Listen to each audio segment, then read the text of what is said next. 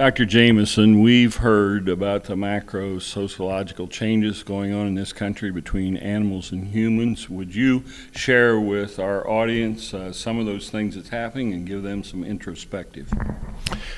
Thanks, Don. Basically, when you hear about these, it's a big academic jargon word, but macro social changes just basically means our society's fundamentally shifted from an agrarian culture that viewed animals as instruments or beasts of burdens or for consumptive uses. We all understood 100 years ago, 120 years ago, that animals should be well treated, but ultimately they were there for human benefit and almost always killed for human benefit. That being said, society has fundamentally changed in the way they view animals. And really there's four large-scale social changes that have led to this shift. So to understand animal welfare, what you have to understand and why people want animal welfare. Let me digress just for a moment. Why is there animal welfare concerns in Western Europe, in America and Canada, but not in Mexico, and not in poor countries in South America, or even in wealthy countries in Asia? Well, what we see is, first of all, animals have come, as you urbanize, as people move from the country into the city, they bring their animals with them. What that means is, consumers in the United States still experience animals, but they experience them in their home as companions or as surrogate children or as pets. That's fundamentally different than a farmer who still cares for his animals but understands that animal is going to be killed or used for human benefit. Can you imagine for an urban pet owner, if you opened up a restaurant that was serving, for instance, stir-fried dog? It would not be a pretty sight, although it does taste pretty good. But that being said, so the first one is urban audiences experience animals in the home rather than the barnyard, and therefore their view of those animals goes from being an instrument or commodity to a companion. Issue number two that happens, or the second change, is the growth in anthropomorphism, and that's a big word for the projection of human qualities and characteristics onto animals. How do you get from horses as beasts of burden to Barbaro and the Horse Slaughter Act? Well, you get there through generations of people reading Black Beauty and watching Phar Lap and learning that horses are something more than just a commodity or an instrument or a tool, that those horses are somehow a companion. So anthropomorphism teaches us that animals have human qualities and characteristics. They think, they speak. Think of all the movies and all the popular media out there. So you've got people who live with animals in the home, believe they're companions. They have learned from birth that those animals, at least from popular media, think and speak and feel.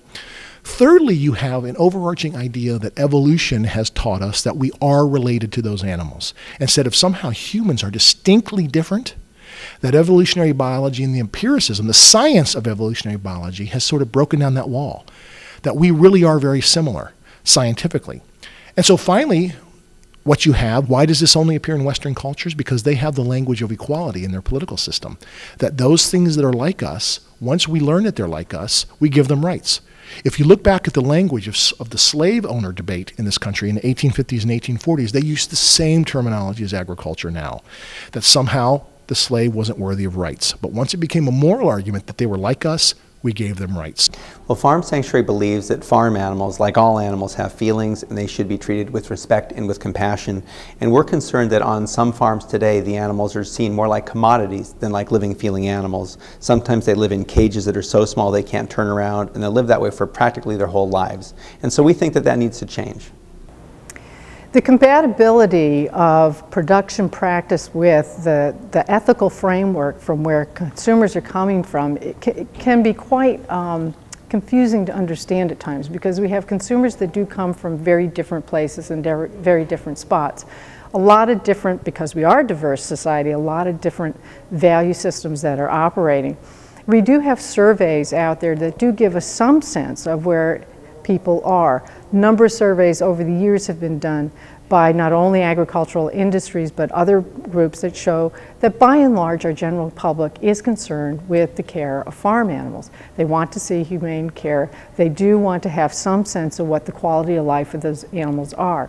The other things that get involved in this, though, and sometimes seem inconsistent with this notion, is what they're willing to pay for food, how they actually behave when they get into a grocery store.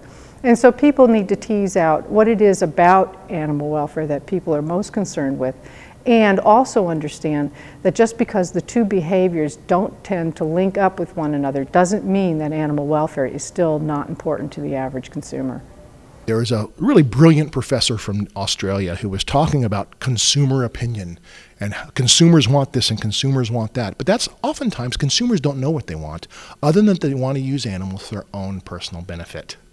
And so that's why if I feel guilty over eating fried chicken and the Humane Society of the United States makes me feel guilty, I will act to remove that guilt, to remove the pain by saying, please put them out in the field, give them more room to range. But if I'm getting a psychic benefit from having a cockatoo or a wild parrot in a cage, it benefits me. It's not about the animal. It's about the human benefit of using the animal, and that's how you understand it. I'm getting enormous benefit if I'm a cockatoo owner from owning that bird with basically a cage density level that's the same as a cage layer.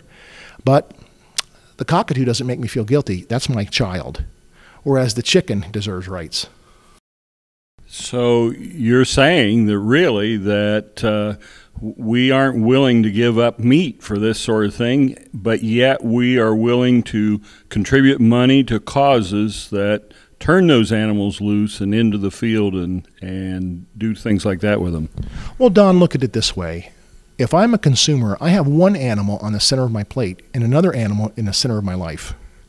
That's a problem because all the Humane Society has to do is show me that hypocrisy, and I'm going to feel pretty bad. If I'm eating pig, and all the scientists will tell you that whether it's ethologically, meaning behaviorally, or cognitively, or physiologically, they're far more similar to people than are chickens or dogs. But yet if I'm eating a pig and I'm treating a dog as if it's a child, I've got a problem. And when the Humane Society says to me, we're not asking you to stop eating pigs. We're just asking you to give a little bit of money, make their lives just a little bit better. That resonates with consumers. They look at the animal that sleeps in bed with them, that they give ice cream, that they spend thousands of dollars in vet bills, that the Federal Emergency Management Administration has to have an evacuation plan for in a hurricane or in a tornado. And yet they look at this other animal and say, why can't we just make their lives a little bit better? So ultimately what happens is the issue becomes this. I'm not asking you to stop eating meat, Don.